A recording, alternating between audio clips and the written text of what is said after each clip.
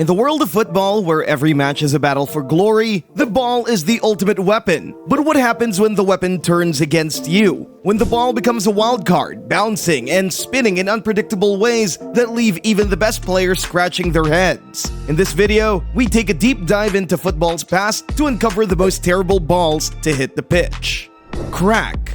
2 years after suffering the biggest earthquake of the 20th century, Chile staged the 1962 World Cup, and when they introduced the ball, for some reason named Crack, it seemed like a game changer. Produced by Chilean company Custodio Zamora, the Crack had 18 panels but of varying shapes, from hexagons to rectangles to oval shapes. With a new latex valve, the air was retained longer and the ball maintained a good spherical shape. But what started as a promising beginning quickly turned into a failure. In the opening match between Chile and Switzerland, the English referee Ken Aston was so unimpressed with the Crack that he asked for a European ball, which arrived only in the second half. As a result, the first half of the game was played using a Chilean ball, while the second half was played with a top star, the ball from the previous World Cup. The first match set the tone for the entire tournament, as several European balls were used in the rest of the event. Aside from the fact that it didn't comply with the European standards, the Crack absorbed lots of water, becoming much heavier, and lost its color during the match. Despite its shortcomings, the Crack ball did bring an innovation to the game. It introduced a latex inflation valve that would be used in many other ball models in the future. Fever Nova.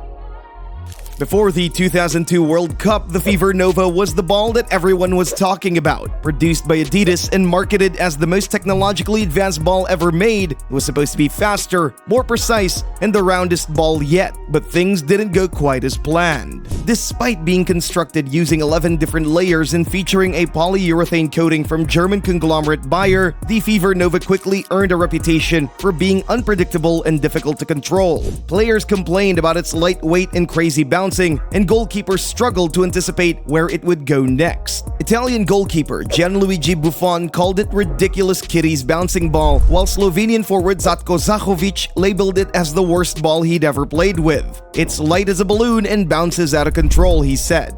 Even the winners of the competition, the Wizards of the Ball from Brazil, found it difficult to handle the Fever Nova. Brazilian midfielder Rivaldo told reporters the ball soars too far when kicked, and Brazilian forward Edilson was quoted as saying the ball is too big and too light. While according to French defender Michael Silvestri, no one liked the new ball, there was one player to give the Fever Nova a glowing review, calling its accuracy and power exceptional. It was England superstar David Beckham, but could he really be trusted, considering he was sponsored by Adidas and helped design the ball?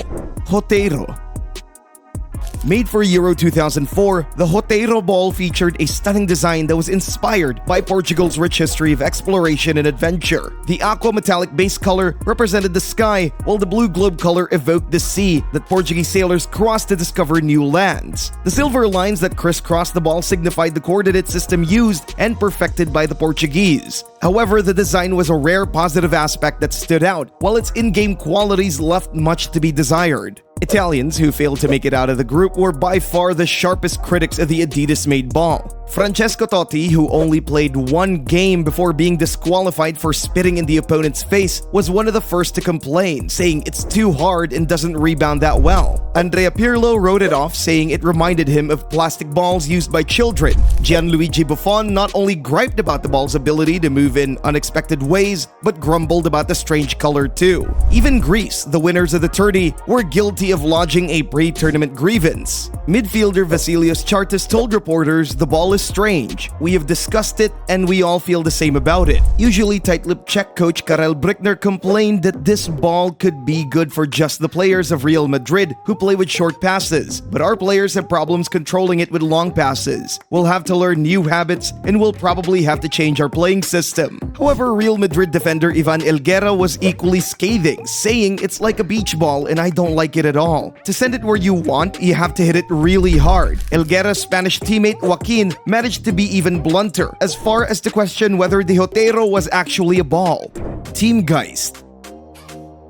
A new era began with the 2006 World Cup in Germany. The 2006 ball, called the Teamgeist, consisted of 14 smooth synthetic panels that were thermally bonded together instead of stitched. The tighter, glued seal kept water out of the interior of the ball on rainy and humid days. It was also intended to make the ball rounder and more consistent, but still, not everyone was happy. In aerodynamic terms, this revolutionary ball was apparently closer to a baseball, and when hit with a slow spin, it became less stable, giving it a more unpredictable trajectory in flight. This was highlighted in the very first game of the World Cup, when Philip Lahm and Torsten Frings scored spectacular goals that visibly dipped and swerved in the air.